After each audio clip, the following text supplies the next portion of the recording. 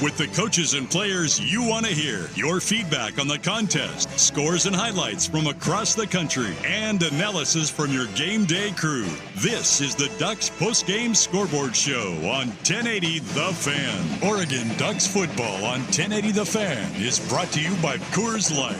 Mountain Cold Refreshment. Choose chill. Celebrate responsibly. By Pacific Office Automation. Problem solved. By Mods PDX. The future of building is here. By Zoom Care. With more than 20 neighborhood clinics in Oregon and Southwest Washington, Zoom Care offers convenient access to same-day urgent and emergency care, plus an expanded primary care team, currently accepting new patients. Schedule or learn more at zoomcare.com. Bellagio's Pizza. Dough and sauce made fresh 6 days a week, right here in Wilsonville. And proud to be serving Northwest communities since 1996. Order online or through the app. By Victor Rico's Mexican food. Order Victor Rico's for your game day celebration, in store or online for pickup or delivery at victorricos.com. Legends Casino Hotel in Toppenish, within winning distance. Audi Wilsonville, offering unmatched service to help you find the perfect car. Online at audiwilsonville.com. Laurelhurst Market by Unitas Community Credit Union. Join the team at Unitas Community Credit Union to help you reach your financial goals. And by Langdon Farms Golf Club. There's no better course in the Northwest for year-round golf. Book your tee time at langdonfarms.com. Now, here are your hosts, Jordan Schultz and Will Ortner. The Ducks Postgame Scoreboard Show on 1080 The Fan.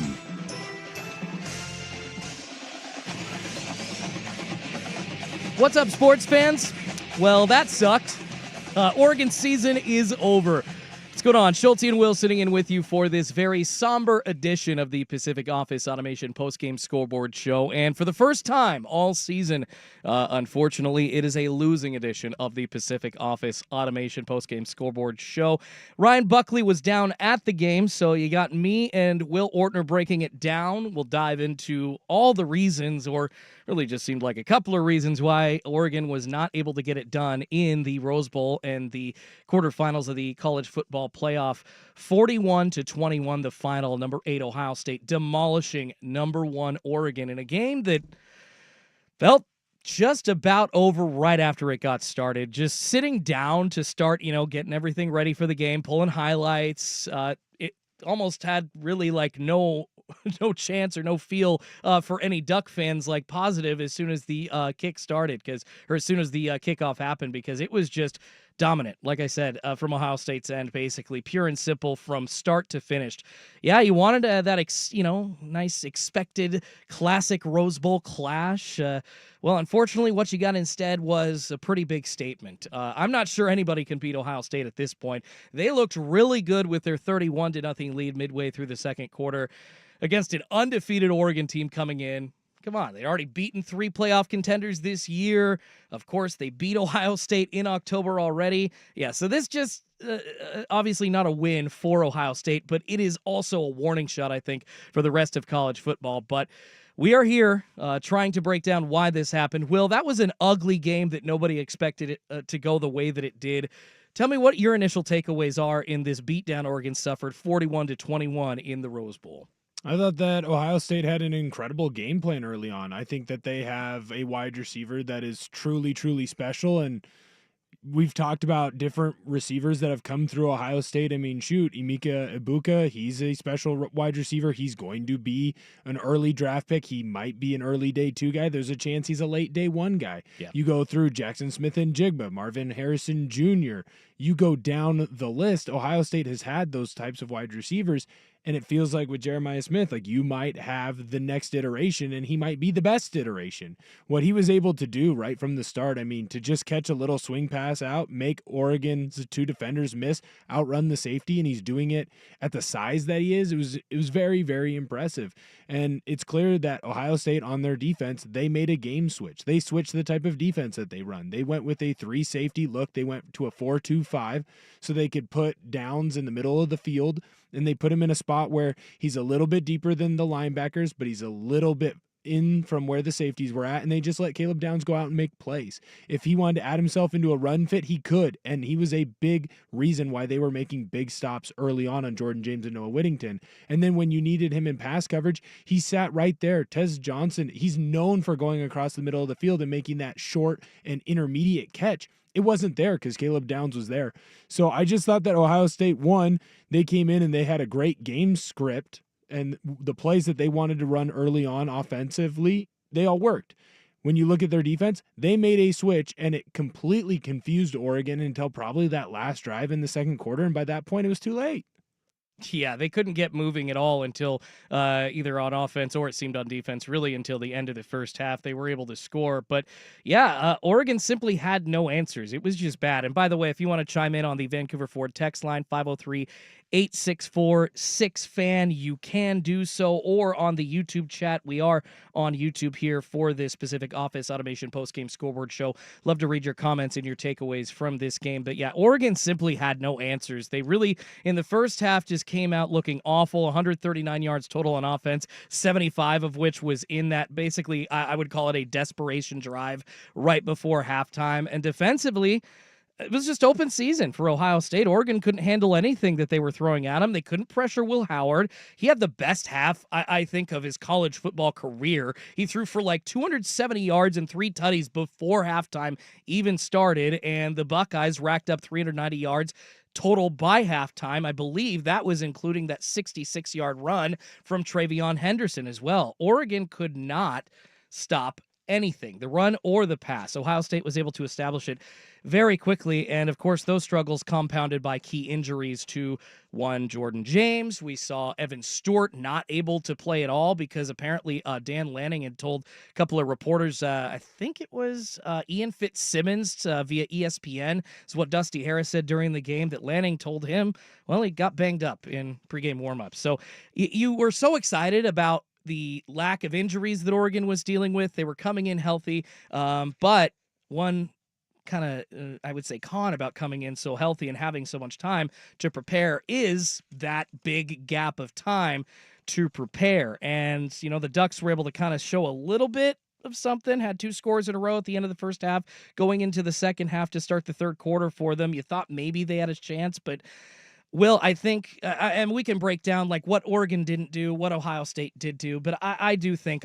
and before I break down what Oregon didn't do, I got to give props to Ohio State. They are one of the best teams in college football. It's obvious. They've obviously made changes from the beginning of the season to now. You mentioned that now we are seeing what people thought Ohio State could be at the beginning of the year. This is it. This is the team that everybody thought would show up, and frankly, I don't think Vegas even expected Oregon not to show up today. No one predicted this game to be a blowout. No one that was serious, at least, right? What Ohio State, maybe they should thank Michigan for what they did to them, because as soon as Michigan beat up on Ohio State, it's like all of a sudden everything started to click.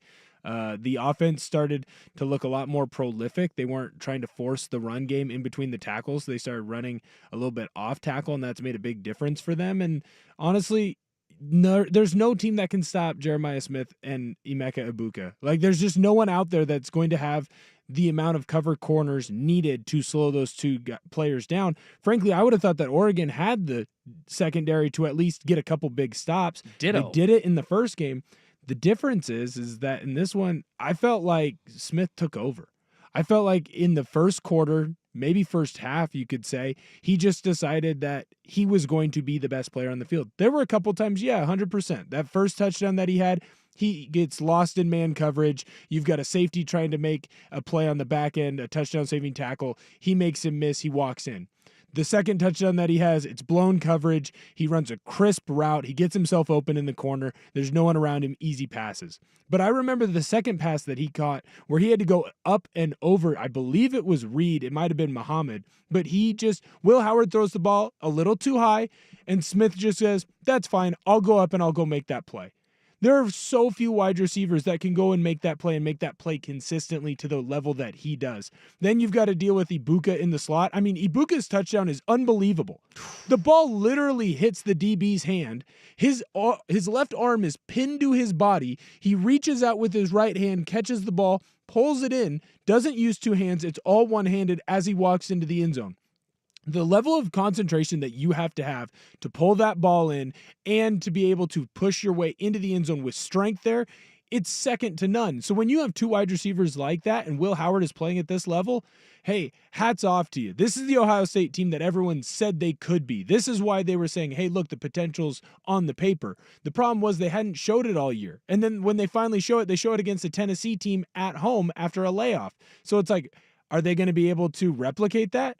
Well, clearly they were able to replicate it. And I think you're seeing why a lot of people were saying, Josh Pay, the Cover 3 podcast type of guys, people here at Odyssey, BetQL, they were saying, wait until they get it right. Because if they figure it out, they are the best team in college football, and it isn't close. Their scoring drives were, at least in the first half, all super short and full of a bunch of chunk plays. I think the first play of the game was a massive gain to G. Scott Jr. for Ohio State, kind of a fake screen, essentially, where he just then went around the back of the other receiver that was faking the screen and took it upfield for a 20-some yard gain. Those big chunk plays basically exposed Oregon's lack of defense or lack of communication on defense, because you then had Kobe Savage, I think, biting on another fake where he essentially, as the safety, got taken away from the center of the field because the receiver on one side faked over to the sideline. Well, that essentially opened it up for, I think it was Egbuka, for that big touchdown pass wide open in the first quarter as well. It was just obvious from the get-go that Oregon, I heard Mike Jorgensen and Jerry Allen saying it a lot. I heard that they were just on their heels. Oregon was playing on their heels basically the entire game from the get-go. And frankly, that's not something we've really seen Oregon do. So it's really tough when you've never been in that situation before. A little bit at times, obviously, against Ohio State. Maybe I would say a tiny bit of a dogfight against Wisconsin just because the weather was so weird and you were only scoring at one end of the field during that contest. And then, a couple of early season hiccups. But we have not seen the Oregon Ducks playing from behind like they did tonight, and they just couldn't. And hats off to Ohio State again. We'll get into more reasons why Oregon did lose, but once again, props to the Ohio State Buckeyes. You talk about the great performances by Jeremiah Smith. Will 7 for 187 and 2 tutties, and then Egbuka getting 72 yards and a touchdown as well, including that long. It was a 42-yard touchdown, his longest pass. These chunk plays, including that 66-yard run by Travion Henderson, Will, it just exposed Oregon, both playing on their heels and just not really looking like they were ready at the start of the game. You got out-coached, man. What Chip Kelly had planned on the offensive side and what Knowles had planned on the defensive side, Ohio State, they're playing right now like they're upset. They're playing right now like when Michigan kicked them in the junk and took them out back and pantsed them. Everyone's making fun of Ohio State. Everyone's talking about, hey, Ohio State, you might get booed. Well, this season is a waste now. You bought all these players, and what'd you do with them? And so they had to sit there and they had to stew on that for 2 weeks. And now Ohio State looks like they've finally reached their potential. Unfortunately for them, it took a second loss in a game that they should not have lost at home to an inferior opponent in their rival, the worst team possible for them to lose to. And it feels like that's woken up this Ohio State team. And if you want to come in here, and I'm not saying you necessarily, Jordan, but I know that people on the text line have sent it in and people in the YouTube chat, and we're going to hear about it. I guarantee we're going to hear about it because that's what a narrative is going to be forming the next couple days when it comes to national radio, local radio, any kind of sports talk. It's, well, they had too many days off. That's not why you lost this game. You got outright spanked. The better team took you out back, and they let you know they were the top dog. That's what happened. It has nothing to do with 25 days off. You got smacked. A coaching staff in Ohio State had a better plan than you did in this game. So you got out-coached, and then the players out-executed your players. You literally ran for negative yards. That's not all on coaching. That's on your offensive line. That's on your tight ends. That's on your wide receivers. That's on your running backs. Yeah. You got smacked. It happens. Yeah, Dylan Gabriel minus 43 yards because of the 7 sacks that he took, and that unfortunately took Oregon's rushing into the negative. And I'm 35. I've been watching Ducks football, basketball, all kinds of sports since I was like a kid, but like 10 years old, 9 years old, 25, 26 years ago, I cannot ever remember in my time watching Oregon football them having a negative rushing performance like that. So super frustrating. I just cannot believe that we are here watching what we watched, but it did happen. Oregon lost to Ohio State in the Rose Bowl 41-21. We got to get out to a break. We're going to talk here to our own Anthony Newman, 1080 The Fan analyst, former Duck, former NFL player Anthony Newman. He is a defensive specialist, and we want to ask him what went so wrong for Oregon on defense and so right for Ohio State and Will Howard. It just seemed to be so easy for them to move the ball. We'll get to that coming up next, but first we got to get out to a Ducks Game Day weather report. It's every 10 minutes, brought to you by Victorico's Mexican Food. Order Victorico's for your game day celebration in-store or online for pickup or delivery at victoricos.com. Here's Will Ortner. Thanks, Jordan. Right now it's 45 degrees and rainy in the Portland area. Tomorrow it's going to be a high of 47. Looks like it'll be cloudy and rainy as well. Let's face it, selling your home can be stressful. No matter the situation.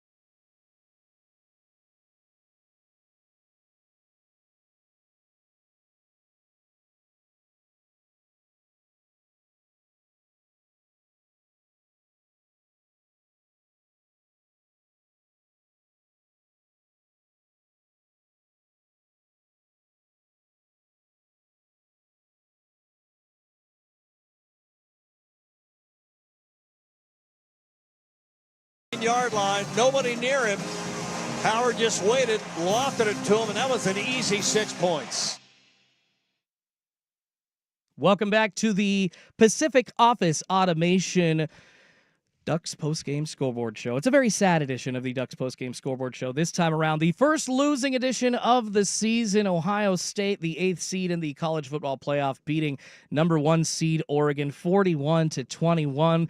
Will Ortner, Jordan Schultz here, trying to figure it out. We've been talking about our initial takeaways, and it looks like we have got 1080 The Fan Zone, NFL and former Duck player and current football analyst Anthony Newman on the line.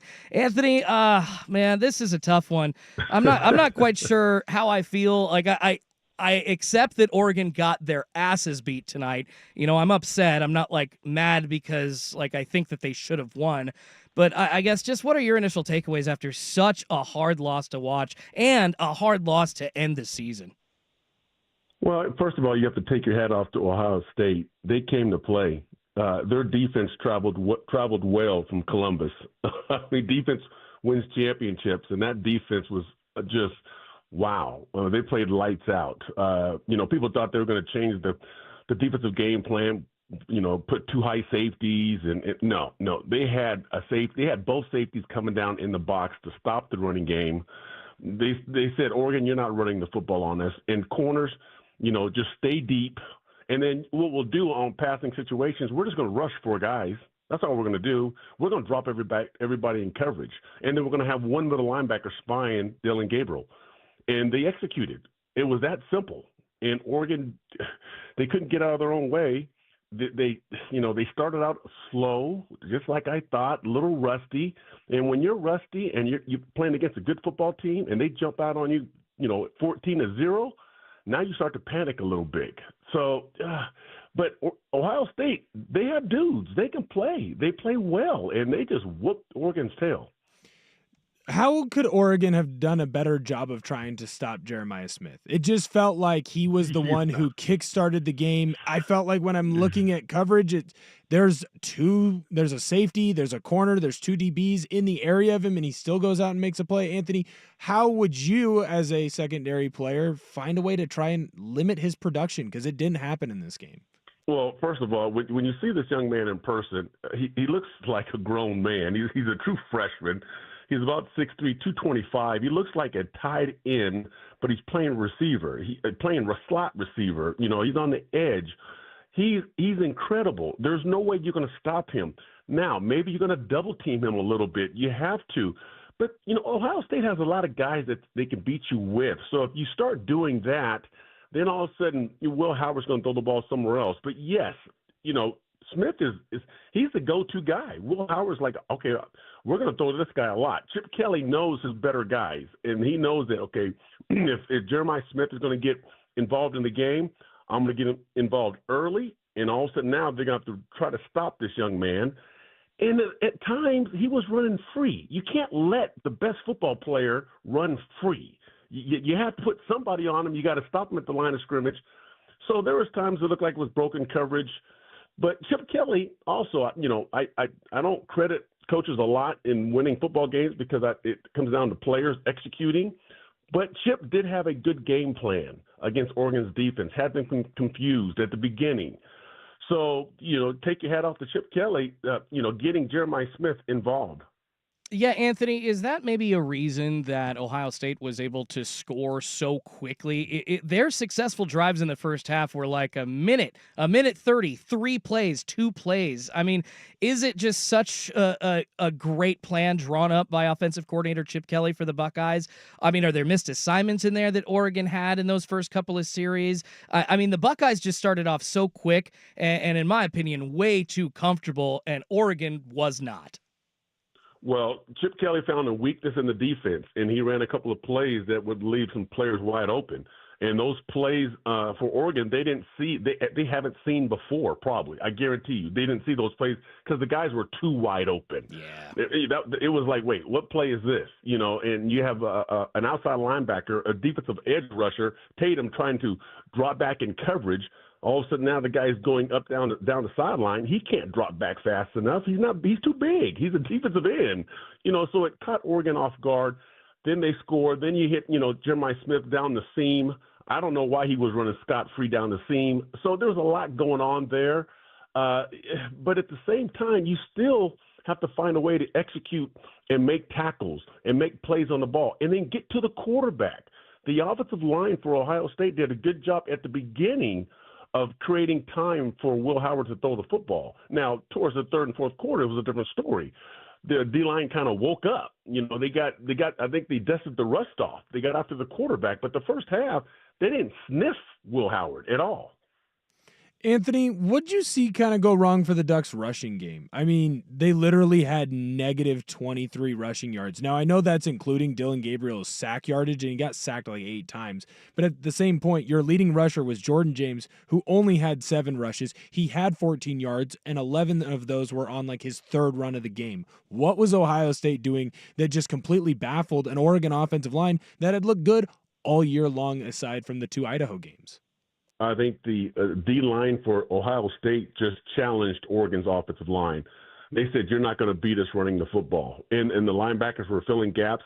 The defensive linemen were getting off the block. And that's the key. I'm always telling our kids, you have to get off the block. You're always going to be blocked. That's part of the game. And when the ball snaps, someone's going to block you.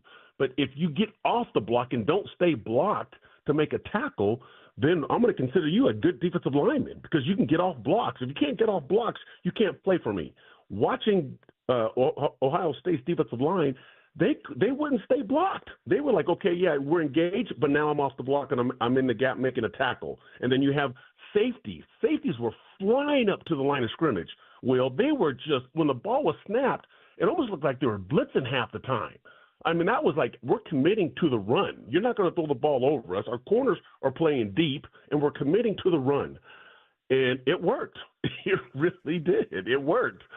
Yeah, Anthony, they also, it seemed like Ohio State's secondary was just way too good as well against Oregon. I mean, I know that their defense is one of the best in the nation at stopping big plays. They're, I think, number 1 in the red zone. I mean, it was almost like Dylan Gabriel never had his first option open. He was looking at Tez. He couldn't really find him. He's looking to Terrence Ferguson on a designed play. It couldn't really find him, and he had to check down. What was Ohio State doing so well in the secondary today for Dylan Gabriel to just have such a bad day? Well, there was one play I think it's the example how the corners were playing against the speedy receivers for Oregon. They were doing like a bell technique. When the ball snapped, they just turn and run and get deep. And one time Tez was trying to go deep. He was trying to run a post pattern, and Dylan was trying to throw the deep ball. He was waiting for Tez to run past the corner, but he couldn't run past the corner because the corner was 5 yards ahead of him and looked like the corner was the receiver, because the corner said, no, you're not getting behind the coverage. You're not getting behind me. That's what they did differently. That's why you couldn't find that deep ball. It was hard to find Dylan to find that deep receiver getting deep, getting open, because the corners were taking off when the ball snapped. They're not responsible for run.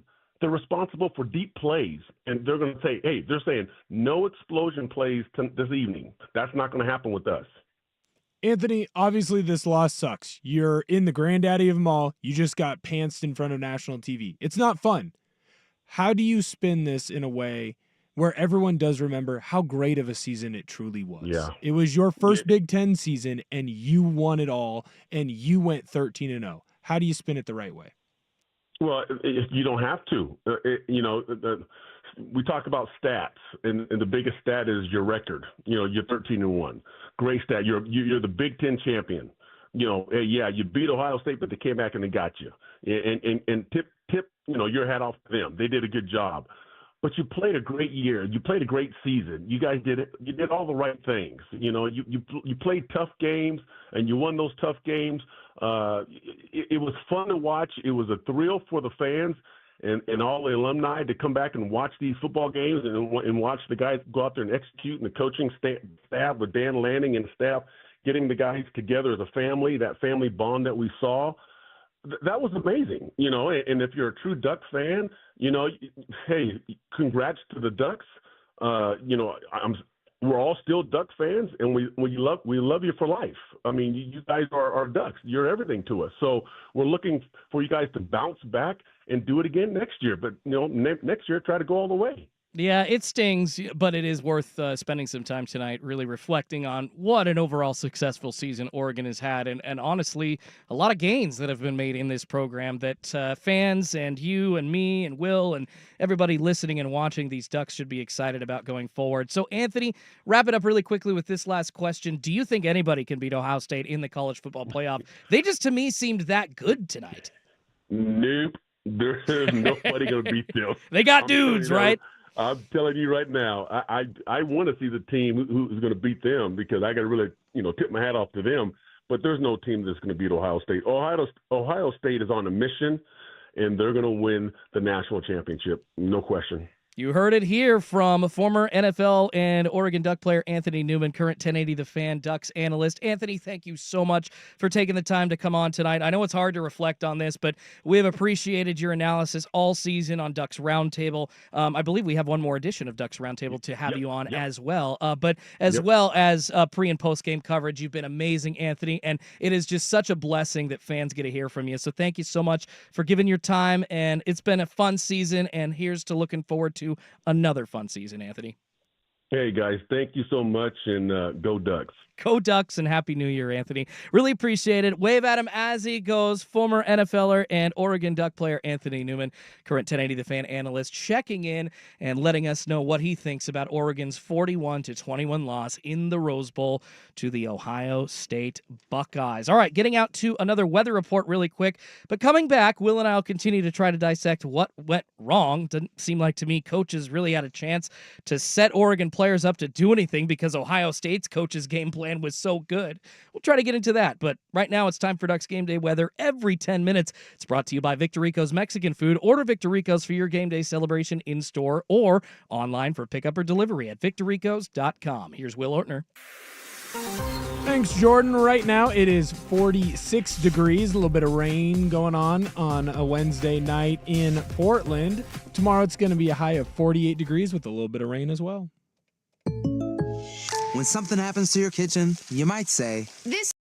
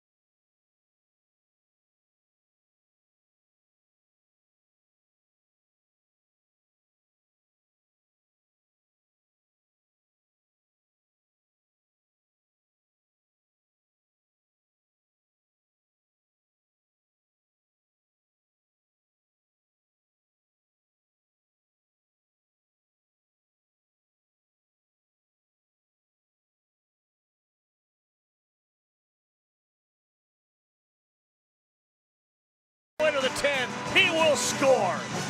And look out for Ohio State in an early rhythm.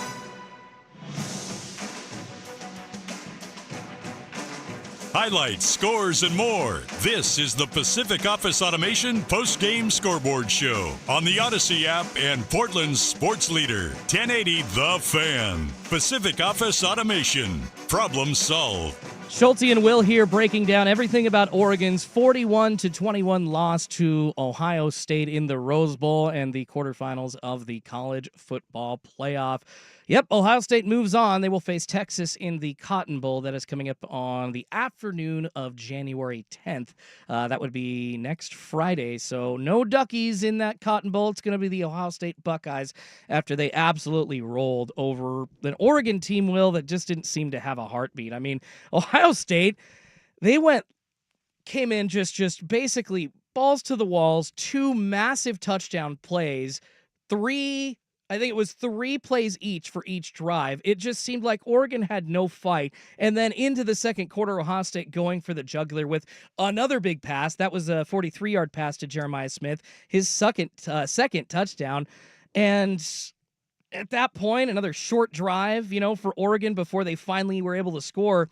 I guess as a Duck fan, I was just getting shocked. When they went down 24-0, Will, I was thinking like Vegas didn't expect this. I don't think maybe Ohio State even expected that they'd be up this much. Like, I certainly know Oregon didn't, and I understand that the game plan wasn't great. We've heard from Coach Lanning and a couple of other players just talking about how they didn't prepare well enough and there's no excuses. But, man, I don't know if it was that Oregon wasn't prepared enough or Ohio State was the better team. I guess, which one do you think you can lean more on here? So here's the thing. You have to remember it's chess, right? When it comes to a game plan, it's a chess match. And sometimes it's, how do I think they're going to try and stop what I do well? And it gets even more difficult when you're playing a team that has already played you in a season. Yeah. Right? So remember, what worked last time for Oregon? When Ohio State first looked at how they were going to play Oregon this year, they left a lot of man coverage on the backside against Evan Stewart and against Trayshawn Holden. They double covered Tez, and they said, Tez isn't going to beat us. Yeah. Well, then guess what? Evan Stewart and Trayshawn Holden, until he got kicked out, they beat you. They found ways to get open and burn you one-on-one. And then once you start backing out of your defense, now Tez Johnson has room in the middle. Now Terrence Ferguson has room in the middle. So what's the difference that they did this time? They brought Caleb Downs into the middle of the field, and they let him just kind of play. He has some coverage responsibilities. He has some gap-filling responsibilities. But Caleb Downs is one of the most high IQ, naturally gifted players when it comes to the defensive secondary. What he was doing a lot of times is, at the snap of the ball, he was almost reading it like a linebacker, but then able to use his speed to get back into coverage like you would see a corner do that. And he's playing in the middle of the field in that safety spot. And that's a great game plan change by Ohio State that Oregon was not ready for. Yeah. And I don't think that they necessarily should have been ready for. Now, I think you can have some critiques on how come you weren't able to change up the game plan quicker, because I felt like there were a lot of trying to beat your head into the wall when it came to running the football. Yeah. Like, they have stacked the box, and you might not consider it a stacked box, but you need to because of how downhill that Downs is playing right now. The other thing was, it felt like they kept trying to attack the middle of the field. When Downs is sitting there in the middle of the field, you don't have the space. I liked what Ohio State was doing with their zone coverages. They just were there on every play. Even when Gabriel got out of the pocket, it felt like early in that game, Oregon didn't have an answer. And so you can have a critique about, hey, Oregon needed to come in with their counterpunch sooner or to have a better counterpunch offensively. But I also think that you have to tip your cap to Ohio State. They completely changed what they did in the first game, and they did it in a way that Oregon didn't see coming. That's very, very impressive. Yeah, Oregon just really anemic, really looking pretty terrible until that last drive of the first half. It was, I heard something that Josh Pate said when he was on with Dirt and Sprague earlier this week. Late Kicks Josh Pate does a weekly appearance with the guys. I believe it's Thursdays at 7:30, but you can catch them 6 to 9 here on 1080 The Fan. He made a great point, Will, about, football in general, or like looking at the outcome of a game. People forget that it's not the same team that shows up every single time, right? And he gave the example of it being like a 52 card deck, and each card represents a different team that will show up, and there are vast differences in those 52 types of teams, so to speak. Essentially, statistically, how are you going to perform this week? It really is a lot of the times left up to, I would say, some bit of chance, and you can say a 25-day layoff affected this. We'll talk a little bit about that. I'm not sure. I would be interested to see if the college football playoff model has changed. It's going as far as layoffs. It's being so change. Long. It's going to change. The playoff format is going to change flat out. It's going to move to 14. I would prefer 16. I don't like having a bye. That's how I operate I didn't like playing with a bye. Okay. When I played in college or when I played in Just high wanted school, to keep it going. I want to just keep going. However, here's my issue with blaming the bye. You knew what the deal was. You knew what the format was. You cannot control how long the bye is or is not. It is then up to you, once you have gotten that bye, to use the bye to the fullest extent possible to prepare you for the game. Yeah. And I think that Coach Lanning, and we talked to him this week, or this month, right? We talked to him 2 in weeks ago, I December. think, yeah. I think that's right. We talked to him about the game. And I actually appreciated the game plan that Coach Lanning was willing to share with us. They self-scouted. They went against themselves, right? They went ones-on-ones because they were trying to keep up that tempo, keep ready to play, making sure that they didn't have a rust debate, right? And yeah, it's possible. The offense, it looks slow. A little bit of that could have been, hey, they were rusty. But if you're going to solely blame, hey, there were 25 days off and that's why we lost, I'm going to have a problem with that because that takes away how well Ohio State played. Ohio State had a better game plan than you, and they executed at a higher level than you. And I don't think that game was lost because Oregon had 25 days off. And I think if you as a program, and they're not going to because Coach Lanning isn't this, and those players are not this either, but if you are a fan base and you're coming in and you're saying, well, we had the hardest path for a 1 seed and we had 25 days off, then you're a loser. You're a loser and you want to lose because that's a loser whine. You know what winners do?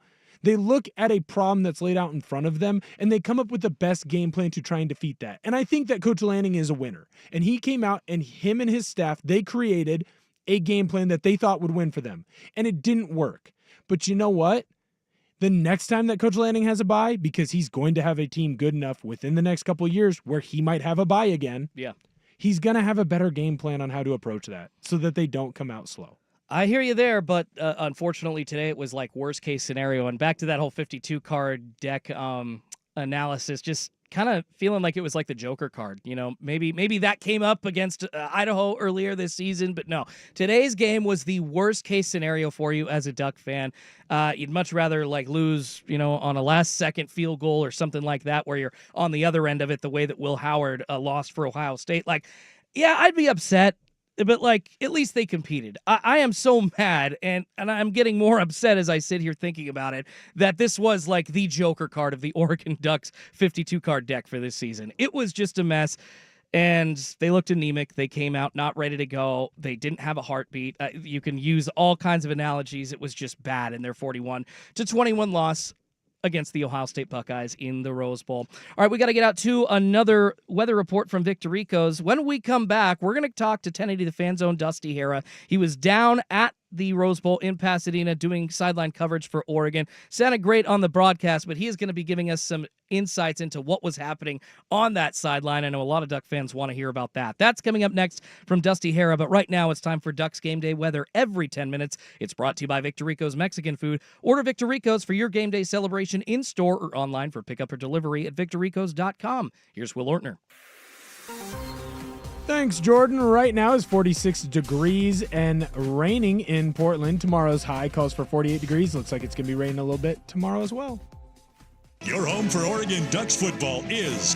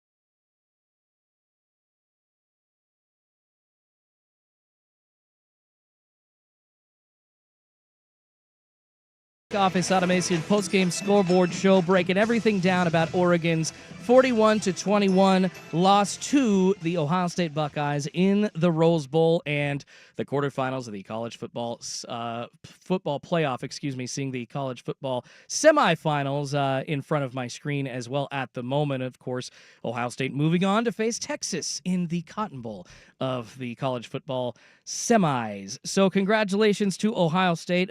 Honestly, well-deserved. They really did earn that win. They were just the much better team than Oregon today. It was just such a weird feeling as a Duck fan, and we'll get to some of your thoughts here on the Vancouver Ford text line and YouTube here in just a few minutes, but it was so weird to see Oregon just have this feeling that they were playing from their heels from a minute into the game. Going for it on a fourth down at midfield, down 17-0 is not a situation that I remember my Ducks in quite a bit. It's just super frustrating coming into this game with high expectations, thinking it was going to be a shootout, and unfortunately ended up being a freaking boat race against the Ducks. I mean, I would have done the same thing if I were Dan Lanning. I would have gone for it. I think it was like 4th and 3, up 17 or down 17-0, But yeah, such a different feeling. And also, really weird point in the game at that moment when Oregon decided to go for it on that 4th down and 3. Dan Lanning had a timeout, unfortunately, to call, and because of that, it wasn't Dan Lanning that called the timeout. I'm thinking later in the second half. I'm thinking of Ryan Day calling the timeout at that point. Because of that, unfortunately, Oregon was not allowed to get the playoff, but seemed like there was one of those looks that Oregon has talked about with Dan Lanning and Will Stein, trying to take advantage of a certain front or a certain look that the defense gives or a certain situation in the game. And when they get into those situations, they like what they see. They're going to, execute that plan. But it's like Ryan Day and the rest of Ohio State's coaching staff all of a sudden even knew what Oregon was going to do on those 4th down calls. It was just crazy to see that Oregon could not outthink Ohio State's coaches today. And obviously Oregon's players couldn't outplay Ohio State's on the field either. One person that was down there giving us the best perspective possible, literally on the field on the great call for Ducks Broadcasting. It's 1080 The Fan Zone. Dusty Hara coming back from Pasadena right now. Dusty, thank you so much for taking the time in a, I'm sure, very busy post game for you. Wow. Seems like that long layoff for Oregon maybe hurt them. What was the driving factor for that terrible performance today? Do you think it was the layoff? Do you think it was something else, Dusty? Well, they definitely weren't sharp out of the gate. That's for sure. I mean, it looked like Ohio State was playing in fast forward, and Oregon was stuck in neutral for a while.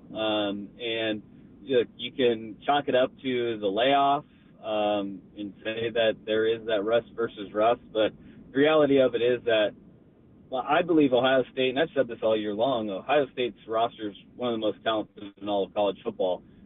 They're living up to it now, and they really are. The last couple of weeks, we have seen this Ohio State team play like the team that we thought they were going to be at the beginning of this year. And they jumped on Tennessee early. They jumped on Oregon early. Chip Kelly, in that Tennessee game, I said he was in his bag and back to looking like the old Chip. Well, the opening drive was indicative of this is when Chip Kelly is in a rhythm as a play caller.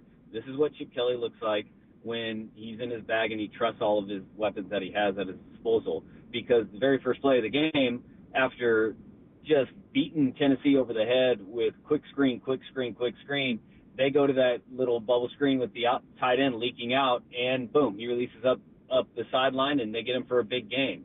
They have a play fake, and the end crashes down, and Will Howard with an incompletion on the second play of the game.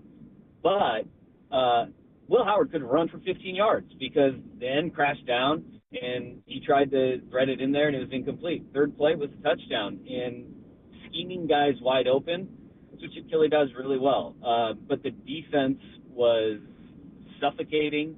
There was not a single error on that defense. I mean, maybe the second Trayshawn Holden touchdown where he was wide open. They were on their cues, man, and that defensive line and that front seven, I've said this week, like, Oregon's offensive line played flawless in game one, but this is what that front seven looks like.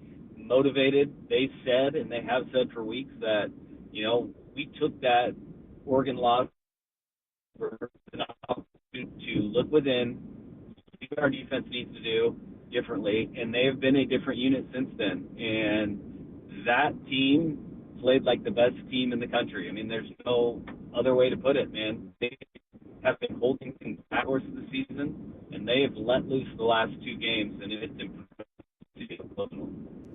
Dusty, I want you to go into a little bit more detail on what Ohio State was doing with Caleb Downs in the secondary. They switched to this 3 safety lineup and just kind of let him be a ball player, essentially. If he needed to drop into coverage, it felt like he always found the open zone where Dylan Gabriel wanted to throw it. If they were running the football, he always seemed to be the last guy in that made the final tackle. He either cleaned it up or he made a one-on-one spot. What was Caleb Downs doing today specifically that really shut down this Oregon offense and confused them?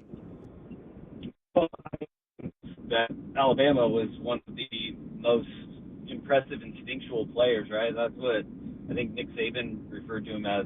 Like his instincts were through the roof, his football IQ. And you said it right there, right? Like they let him just read and react, and he was a force to be reckoned with. It is not very often that you see a guy make a play at the line of scrimmage and then make a play in the back end of the secondary, 20 yards downfield. He was able to just play loose and free. And look, that also starts, though, with the defensive line and the linebackers. Simon was outstanding in the game. Jack Sawyer, Tuamalau. Those guys up front, like Williams, they were able to create a stalemate so Caleb Downs could see a hole and fill it, right?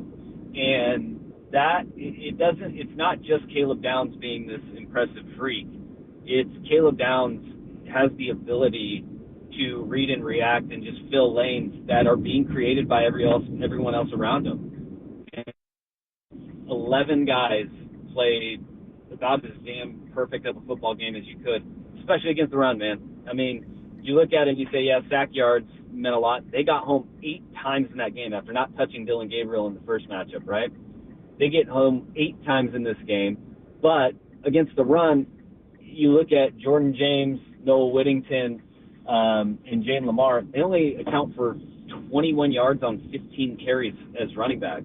It was they won the battle up front. They owned the battle up front. They dominated, man. But for Caleb Downs, it was truly a scheme this week to where it was all right. You can just read Dylan Gabriel's eye. You go from the line to Dylan Gabriel's eyes, and if you read run, go be a ball player, make a play at the line of scrimmage, and he did. And if it was Dylan Gabriel is dropping back, he just got to play loose and free, and he is one of the best safeties in all of college football. We knew that when he transferred from Alabama to Ohio State, what kind of player he was, and Jim Knowles and that defensive staff have really unlocked him. On the other side of the coin, Dusty, talk about on Oregon's defense, the lack of communication there. I heard you mention during the game to Jerry and Jorgie between the secondary. That just is something that they've been so good at all season. They're so on with each other, at least being on the same page. So why do you think they were so just discombobulated today in the secondary? Well, I think there was a lot. It has a lot to do with, Chip Kelly's scheme. And we always used to say, like, hey, how's Jeff Mail always that open, right? Like, he's the best receiver that Oregon has. Yeah. And he was always open. Well, you create conflict in the back end. And a few times they're running route combinations where when you have a Jeremiah Smith, 2 guys are going to pay attention to him. You have to do that. And when you have a Meke Buka and Carnell Tate as other receivers in there, those guys are really damn good. This is the best receiving core in the country. And what they would do is they would occupy one safety and replace him with another guy, whether it was, running Jeremiah Smith on a corner route to take the attention of Kobe Savage, and then, Emeka Egbuka on his big touchdown, he just comes right back behind and replaces where Kobe Savage was. And so the other safety has to rotate over. It puts you in conflict and puts you out of position. So it was one part scheme, but another part, like Will Howard, he was throwing balls up, and Jeremiah Smith was just going up and high pointing them too. Like, I mean, there were times where guys were in okay position, but then you have this, 18-year-old freak of nature going up and skying for the ball, I mean, well, good luck, man. And I think that was a big difference too from the first time Oregon played Ohio State to this one. It seemed like they played this season almost like the Kansas City Chiefs, right? Where at the beginning of the year, it's a marathon, a 12-team playoff. There is a little bit of wiggle room. You can afford a loss. You can work through some things. At the beginning of the year, they weren't force-feeding guys. But, I mean, crunch time, absolutely they would. But like we talk about the Kansas City Chiefs, everybody's like, oh, what's going on with Travis Kelce at the beginning of the year? Why isn't he getting the ball? Well, it's the setup for the payoff. You got to figure out what you have in your other pieces. You want to get them comfortable and get them into a rhythm. And then at the end of the year, you start going to Old Reliable, right? And Old Reliable for them is a true freshman who is an absolute mismatch no matter who is defending him. And they just threw the ball up and he went and got it, man. Yeah, I was stunned. And Will Howard does not get enough credit for, how good of a quarterback he is. But today, he was out of this world. He was everything that you could want and a little bit more. And I think that, as we've said with Dylan Gabriel and as the season has gone on in 1 year, you grow from being new to a system to mastering the system. I think we're seeing that with Will Howard as well. Dusty, obviously this isn't the ending that Duck fans wanted, but at the end of the day, you still went out. You were undefeated through the regular season. You won a Big Ten championship. You beat Penn State. You beat Ohio State in the regular season, and you beat Michigan. You're the first team to do that, and I don't know when. Will Oregon fans and will the players and coaching staff be able to have a positive spin on this season, or is there always going to be some sort of bittersweet what could have been left with how the ending was in the Rose Bowl? Yeah, I think there's always going to be that shoulda, coulda, woulda, and you always want to be the last team standing, but the reality is there's only one, right? And the idea that this season wasn't successful, I think, is foolish and it's hot takey. You say it wasn't a successful season, but did they achieve the goal that they wanted to? No, because they didn't shy away from the fact that this program now has, national title aspirations. And you can have success and not reach the mountaintop, but still have a little bit of that empty feeling, and I think that that's okay to have. Because there was a lot of good that happened in this season. You're going to have to go and fill a lot of really big holes and big shoes to fill, and there's a lot of question marks moving forward, right? Tosh LaPoy said they're going to try to get Bryce Betcher a fifth year and see if he can come back and play one more year. If that happens, boy, that affords you a lot more, you can exhale a little bit because the fact of what he would mean to, that linebacking core that will lose Jeffrey Bossa, and that will be a big hit. You're going to lose Jordan Birch. That's going to be a big hit. You're probably going to lose Derek Harmon because he's going to be a day one draft pick, right? Jamar Muhammad is out. This is where recruiting and it's going to take a lot to kind of reload this team, and you got to move forward and still have that same goal in mind. But there's going to be some massive shoes to fill. I was just talking about it on the defense. Offensively, you may have even more than Dylan Gabriel and Tez Johnson because there's a lot of really dang good football players on this team that, may want to test the waters of the NFL. And then also the portal is always open, right? It's always open for business. No matter if they say it's closed, it'll open again in the spring. So it's going to be a really interesting time to see how they rebuild this roster and keep moving forward. But the reality is they've done a really good job of recruiting both high school and through the portal, and their retention is really high as well. So you can keep guys around and continue to develop and grow them. That's going to be nothing but good for the program. But the other thing about this though is what does the coaching staff look like too?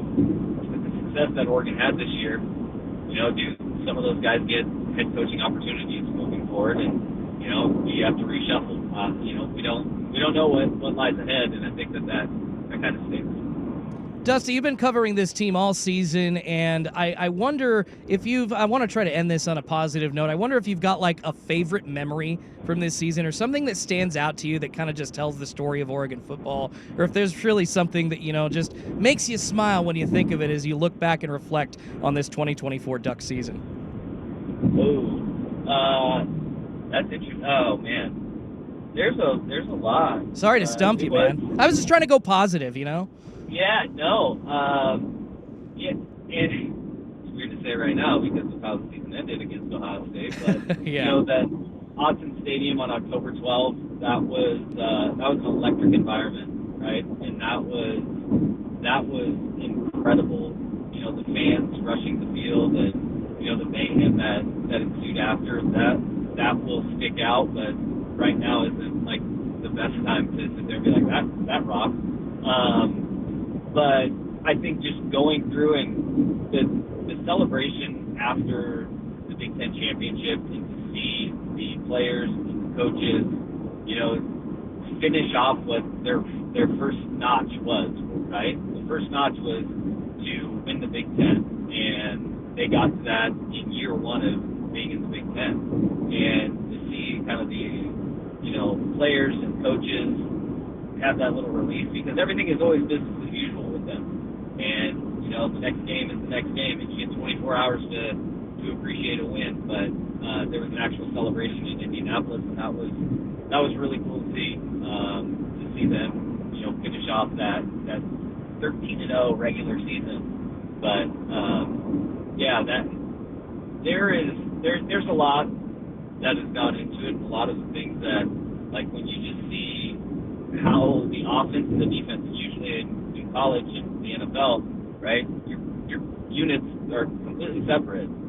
But to see how they would rally each other throughout the course of a game or over the course of the season, and the offense picking the defense up and vice versa, when things were going well for the other side. You even saw that today. Before the dam broke, they still had that rallying cry, like, it was 17-0, and they were like, hey, we just got to stay the course. We just got to chip away at this thing and keep going. And I think you saw that in the way they ended the first half and started the second half.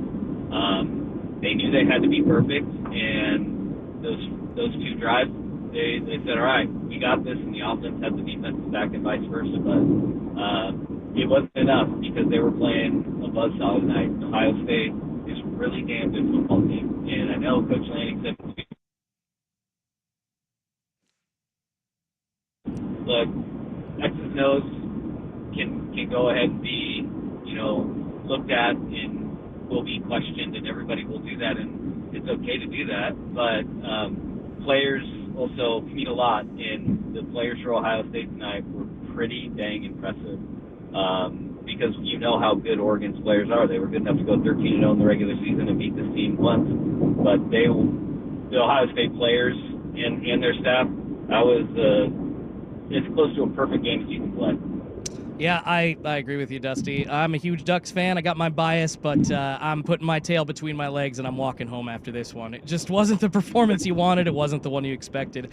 Dusty, really appreciate you. 1080 to the fans, Dusty Hara, Oregon Sideline reporter. Really appreciate you checking in. Please get home safe. Enjoy the rest of your time down in Pasadena. And as Dirt and Sprague told you the other day, Merry New Year, my friend.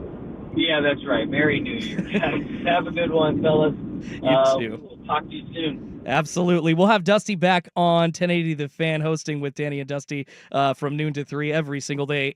That is Monday, I believe. He'll be back on Monday. We got to get out to break, though. We'll continue to break down Oregon's loss to Ohio State in the Rose Bowl, 41-21. We also got to check in with Dirt and Anthony's pregame predictions, as well as get to some of your comments on the YouTube line and the Vancouver Ford text line, 503-864-6FAN, if you want to chime in there. But right now, it's time for Ducks Game Day Weather every 10 minutes, brought to you by Victorico's Mexican Food. Order Victorico's for your game day celebration in-store or online for pickup or delivery at victoricos.com. Here's Will Ortner.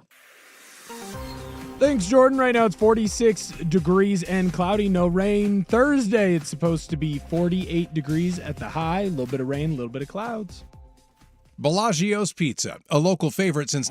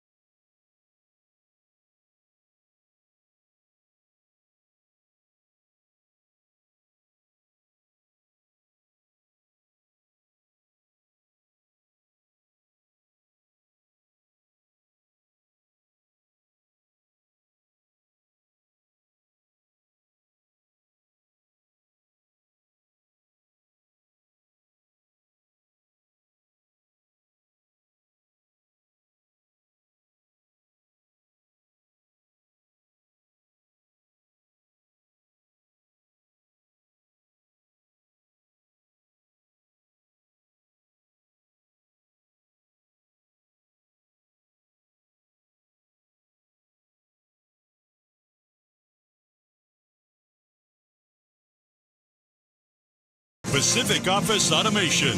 Problem solved.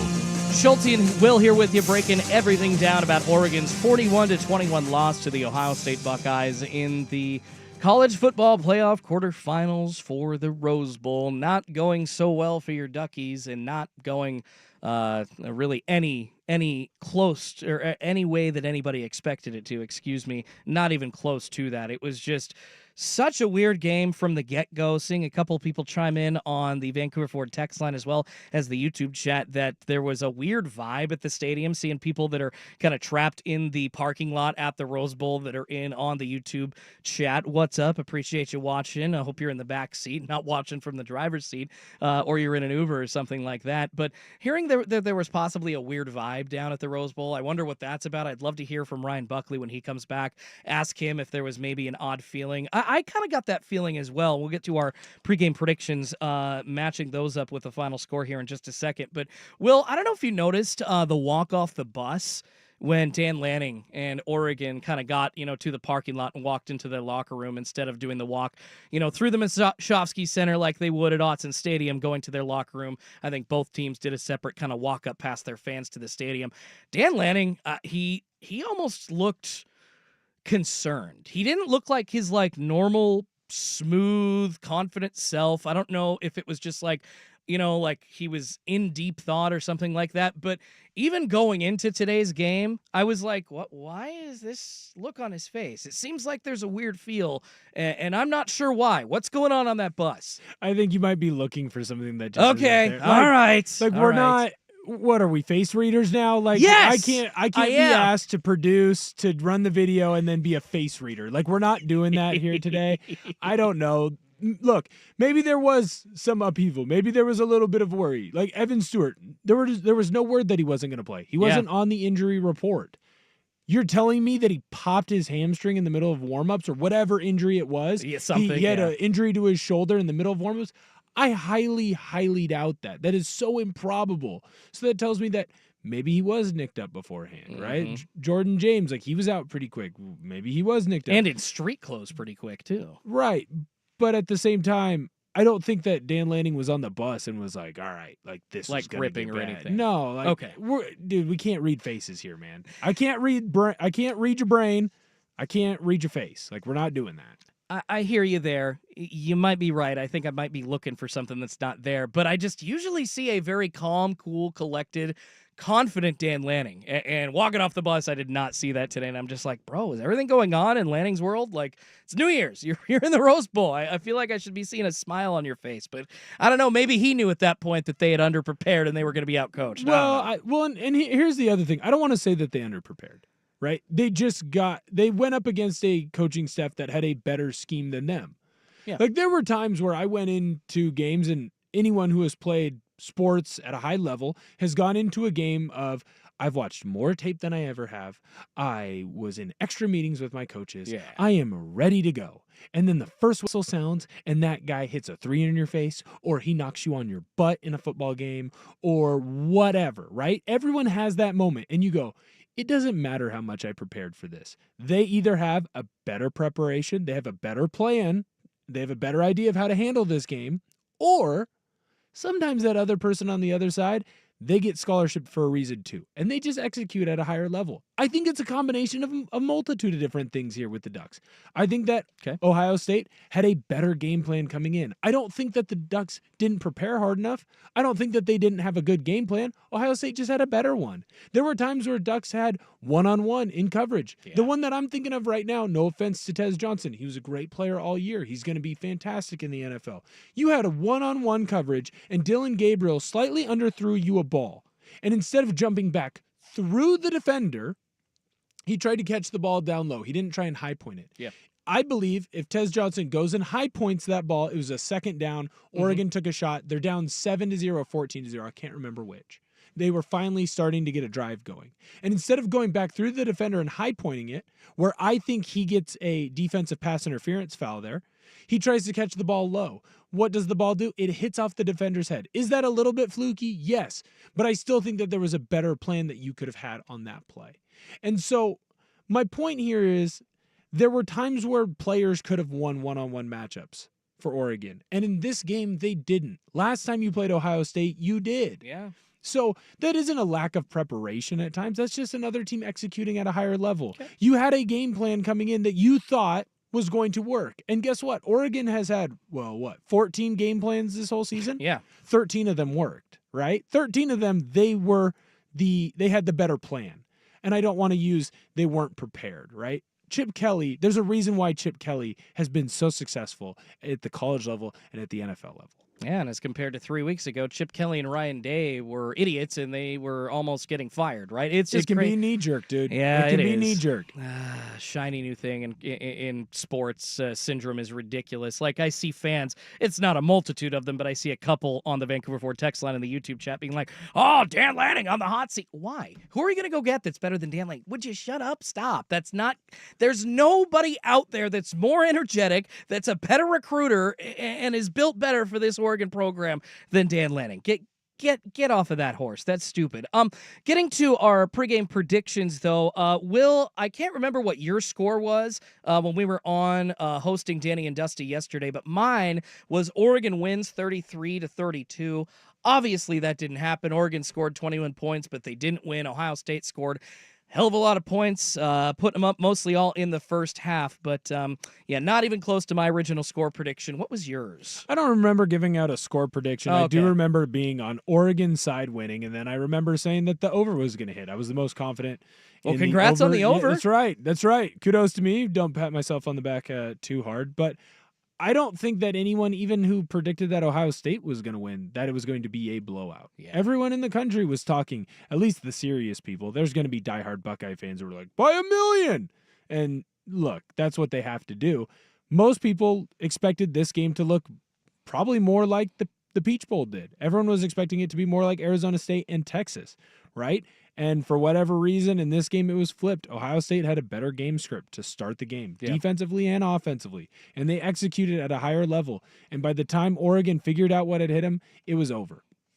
So Dirt gave a 34-28 pregame prediction. Unfortunately, that was off as well. Obviously thinking Oregon was going to win. And Anthony Newman, he doesn't usually give a score prediction, so I appreciate him doing this. He gave out a 34-21 win prediction for the Oregon Ducks. Hey, he was right about the loser score. But all of us here at 1080 thinking Oregon was going to win. Is there a little bias there? Possibly. I see Jake the Hater on the YouTube says, I'm sure Schulte won't read any of my valid points of the Ducks. Also stating that, for the last few weeks, I was so sure that Oregon was going to win. You're right, Jake, because I take a stand. I don't sit on the fence and say, well, Oregon might win and Oregon might lose. Sometimes I'm right. And a lot of the time I'm wrong. Guess what? I was so wrong about this. I eat crow. Oregon did not show up today. Valid. Understood, okay? The hate there towards me, I get it, all right? But to say that, I'm just going to sit here and not, hear anything from the other side or not talk about why Ohio State was much better, that's crap, okay? I try to be a measured sports fan, not just a completely emotional, reactionary one, even though it's what I am a lot here on the show. All right, but we got to get out to another game day weather report. When we come back, Will has the Bellagio's Pizza Very Best Player of the Game award to give away. I think I know where he's going. You can see where he goes as well when we come back after a Ducks game day weather report every 10 minutes, brought to you by Victor Rico's Mexican Food. Order Victor Rico's for your game day celebration in store or online for pickup or delivery at victorricos.com. Here's Will Ortner. Thanks, Jordan. Right now it's 46 degrees, cloudy, no rain. Tomorrow it's supposed to be a high of 48 degrees and rainy. FX's Say Nothing. We saw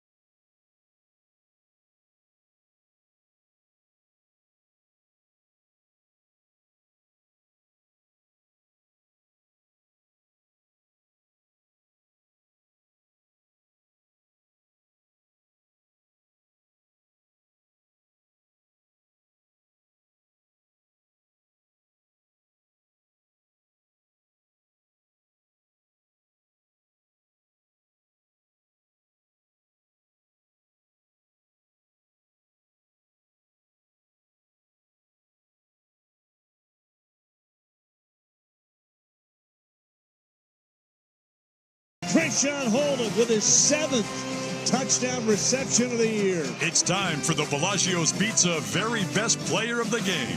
Pay attention. Our expert panel will select the very best player of the game. And when you hear the Text to Win cue in the noon hour of Monday's Danny and Dusty Show, you could win a free pizza from Bellagio's.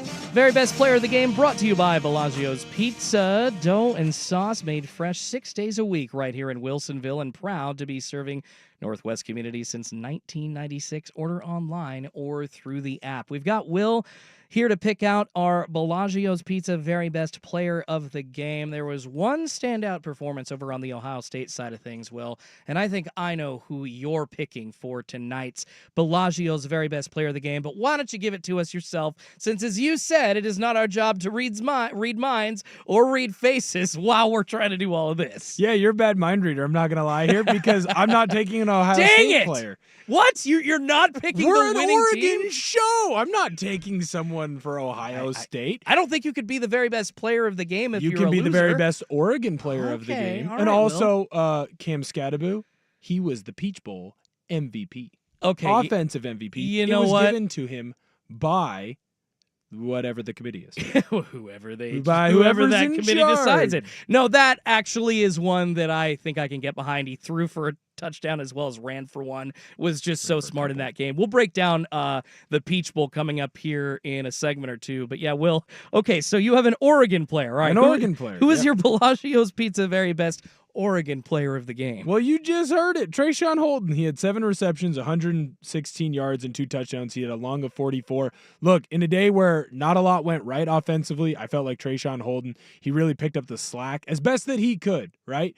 No Evan Stewart in this game, so he becomes your number 2 wide receiver. Tez Johnson, for the most part, gets just completely shut down by the Ohio State secondary. So when you didn't have a lot of bright spots, and in a show that is for Oregon, I'm always going to lean towards an Oregon player. I'm always going to take an Oregon player. And to me, Trayshawn Holden was the very best player for Oregon. Yeah, the very best player of the game, once again, brought to you by Bellagio's Pizza, dough and sauce made fresh 6 days a week right here in Wilsonville, and proud to be serving Northwest communities since 1996. Order online or through the app. I love Bellagio's. Go there a lot. Order it a lot for home. Oh, they're just their simple pepperoni pizza. So freaking good. I'm getting hungry, actually, talking about that. All right. A couple of texts I wanted to read before we get out to break. I know we do got to get out there, but just actually one really quickly that caught me off guard, kind of made me laugh. Fun fact, Oregon has more national titles than they did running yards in tonight's game. That is true. Yay. They had minus 23 yards rushing, and they have 0 football national titles. So you are right. I don't know if anybody saw on X, Oregon State football or one of the Beavers Athletics accounts, or somebody that says they're a Beavers Athletics account on Twitter. They've got the blue dot, but you can pay for the check mark, so I don't really know if they're associated with them or not. But after Oregon lost, they put out that old clip after OSU beat Oregon in one of the old Rose Bowls that kept them from going to the Natty, with the guy in Beavers garb going, "No Natty. No natty for you. No natty for you." And even as a Ducks fan, frankly, I found that hilarious. Thought it was a really good one, and just kind of adds to my point that I need to eat crow here. Thought Oregon was going to win. Didn't happen. Sucks. What a rough one for Oregon today. 41-21 loss to the Ohio State Buckeyes in the Rose Bowl. We'll continue to break that down when we come back, as well as talk about college football layoffs in the playoff. Wonder if they're going to change that going forward. We'll also get to a couple of more of your comments and look at the college football playoff scoreboard. Big game in the Peach Bowl earlier today. But first, it's time for the Ducks Game Day Weather Report. It's every 10 minutes, brought to you by Victorico's Mexican Food. Order Victorico's for your game day celebration in-store or online for pickup or delivery at victoricos.com. Here's Will Ortner. Thanks, Jordan. Right now it's 46 degrees. It's cloudy but no rain. Tomorrow it's supposed to be a high of 48 degrees, a little bit of rain on your Thursday.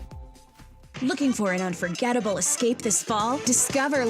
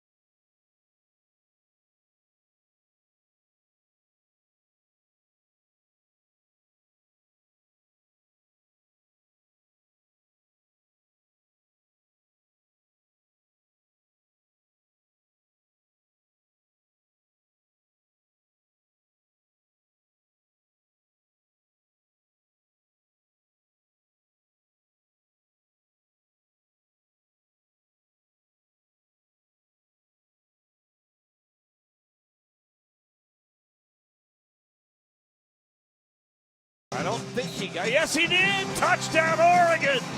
Took a long time for the linesman to come in from the side to make the call.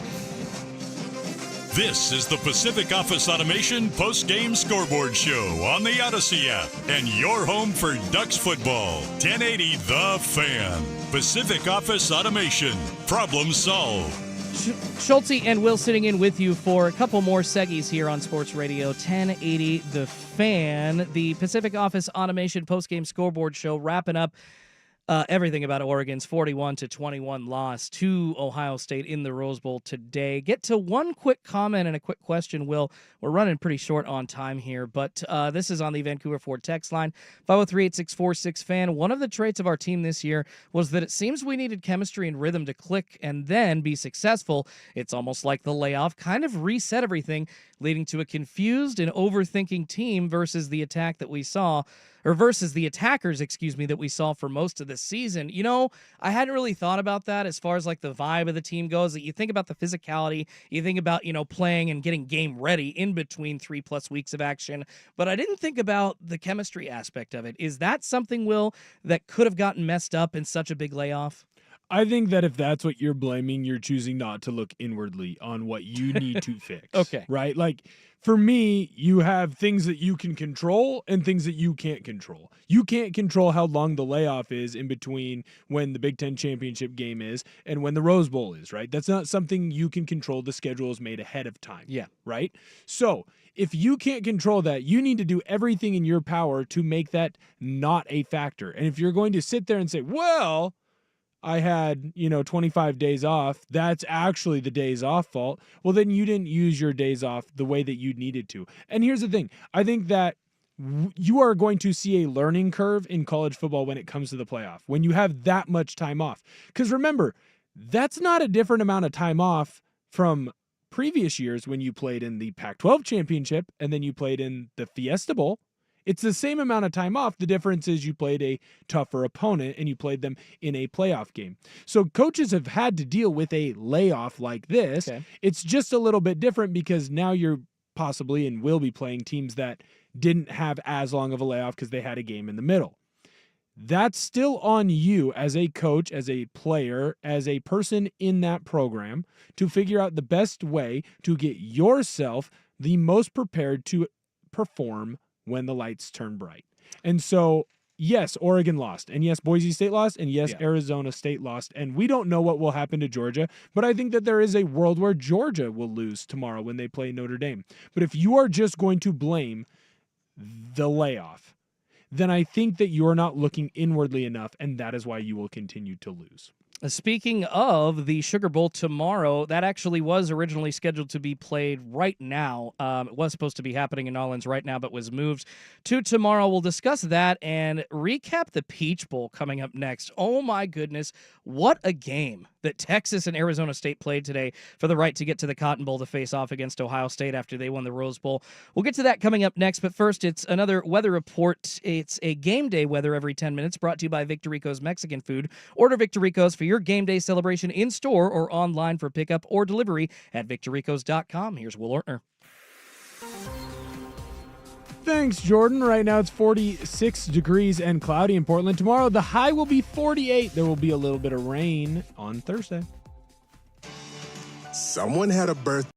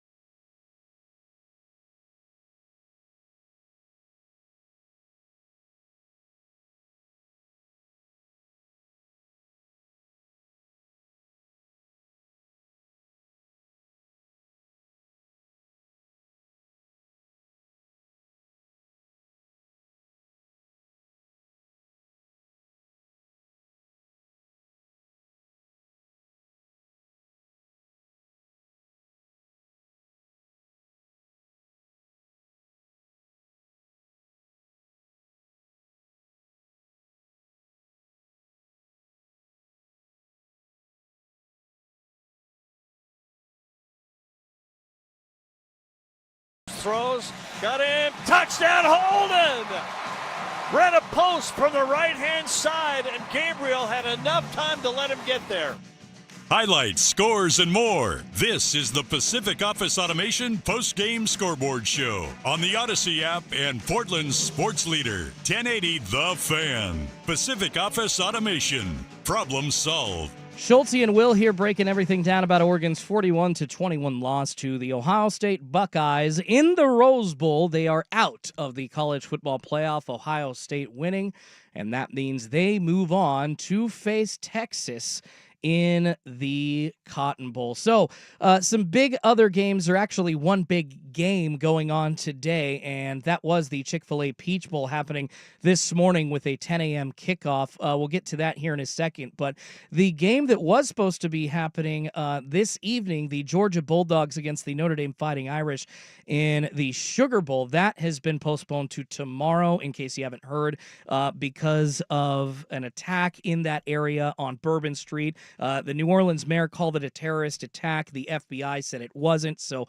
make of that information what you will, but essentially a terrible, terrible attack in that area, along with some improvised explosive devices, according to ESPN, found in the French Quarter near Bourbon Street after that attack last night. So because of safety reasons in the New Orleans area, Georgia and Notre Dame are going to be playing in the Sugar Bowl, postponed to tomorrow afternoon. It's a 1 p.m. kick. You'll still be able to watch it on ESPN, and we were originally going to have it on 910 ESPN for you to listen to. We, of course, will have it there to listen to tomorrow at 1 p.m. So that will be happening tomorrow afternoon. So other than the Rose Bowl today, Will, oh my goodness, a huge Chick-fil-A Peach Bowl that came down to the wire. A 2-overtime win for Texas, 39-31 over Arizona State. The Sun Devils came in as a 13.5-point underdog, Will, and with about 8-9 minutes to go in the fourth quarter, it looked like that all hope was lost for Arizona State. But darn it, if Kenny Dillingham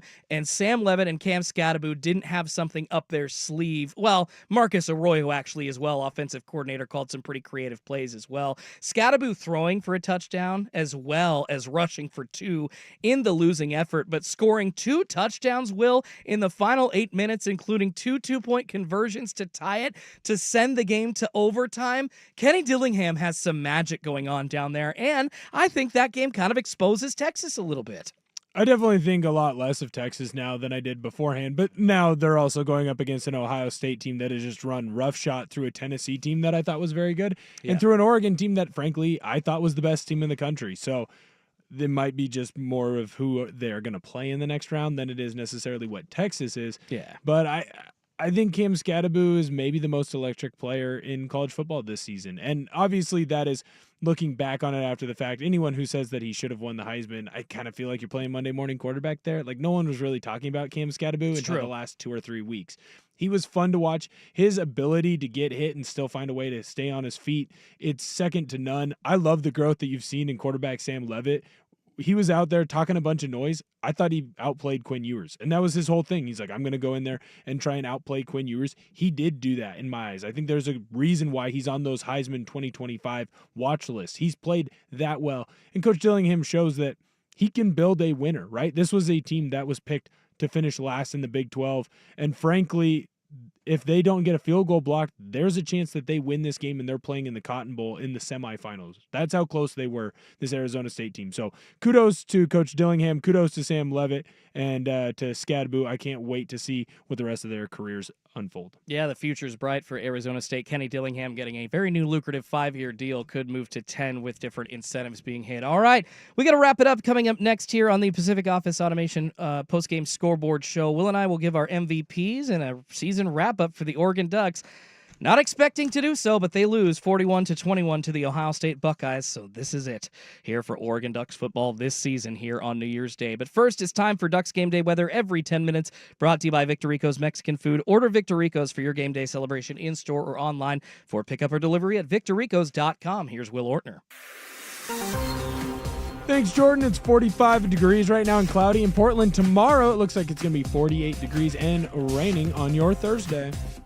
Presenting a Gain Flings love story.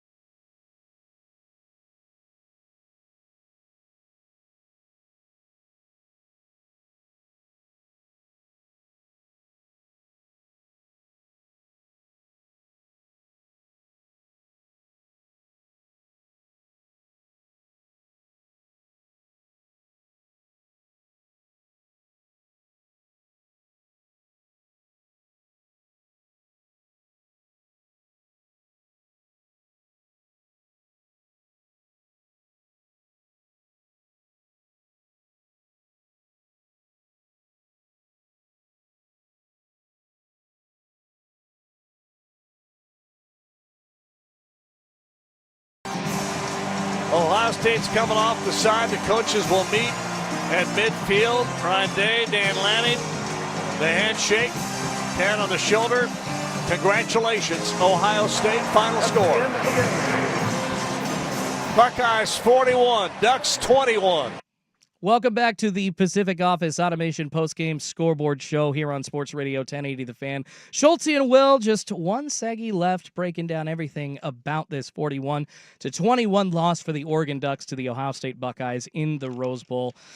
It was a rough one. It was not an expected outcome. It wasn't really even an expected way that the game was supposed to go, Will. I guess I can find some positives, for Oregon in it as far as like the performance for Dylan Gabriel goes. Overall, he had good stats, still threw for couple of tutties or one touchdown, and near 300 yards. So, 2 touchdowns and near 300 yards. So, some numbers were there, but then you look at Oregon's rushing game, minus 23 yards. That was because he took, 7 or 8 sacks, and Jordan James and Noah Whittington couldn't get anything going. So it's really hard-pressed for me to find my MVP on the Oregon side of things. But do you have an MVP of this game, Will? Somebody that you would give your game ball to, either Oregon or Ohio State? Yeah, I would give it to Trayshawn Holden. I'm always going to lean towards the Ducks, and Trayshawn Holden had 7 receptions, 116 yards, 2 touchdowns. There's a reason why I gave him the Bellagio's very best player of the game. He came up big for you. Like, if you look at that stat line, that's a big stat line. That's a good stat line. You had your number 2 wide receiver go out in this game. It felt like Trayshawn Holden knew he had to make up for some of the sins of his past, right? Getting kicked out of the first matchup. Yeah. I was very impressed with how he played in this game. He showed up. You had a bunch of other wide receivers, unfortunately, in this game, or tight ends that didn't show up. Running backs, they didn't show up. Your offensive line, they didn't show up. Nope. Or they just got flat out beat. So Trayshawn Holden going out and winning when he needed to most. Unfortunately, it was in the losing effort. He is going to get my game ball. I do like the pick. It was nice to see such a big performance from him. 5 tutties overall this year and 2 touchdowns today in the Rose Bowl alone for him. My game ball, my MVP, going to Will Howard, quarterback for Ohio State. He had the best half of his college football career in this first half of the Rose Bowl, and what a time to be peaking. You wish this was Oregon, but you got to just kind of hand it to Ohio State and tip your cap to them because they are peaking at the right time. Like you said, they used that game against Michigan, Will, as motivation, and it seemed like they can handle anybody that they face. They boat race Tennessee. They boat race Oregon on their way to face Texas in the Cotton Bowl. But that is going to do it. That's going to wrap up our coverage of the Rose Bowl. Oregon is done. It was a fun season, but that's going to be it for the 2024 Oregon Ducks football season. Not quite the result that we hoped for, but we've got a lot to look forward to in Eugene. Lean on that. We'll be here covering it all for you right here on 1080 The Fan. Thanks to everybody involved with getting these broadcasts on the air. Of course, Jeff Austin, Jeff Rust, Ryan Buckley, Dirt. We've also got Anthony Newman in every week giving his analysis. But thank you especially to Will Ortner, all the killer work that you do as an analyst all season. Love you, man. Thank you for co-hosting with me today and doing the heavy lifting and double duty as well. Most importantly, we would not be doing this without you. So thanks to every single one of you out there. Duck fans are not listening all season. We cannot wait for this year of 2025. Don't miss Dirt and Sprague. They're back for the first time in the new year tomorrow morning at 6 a.m. For Will Ortner, I'm Schulte. Thanks for listening to our coverage of the Rose Bowl as Oregon loses to Ohio State 41-21. Happy New Year and go Ducks! This has been the Pacific Office Automation Post-Game Scoreboard Show, brought to you by Coors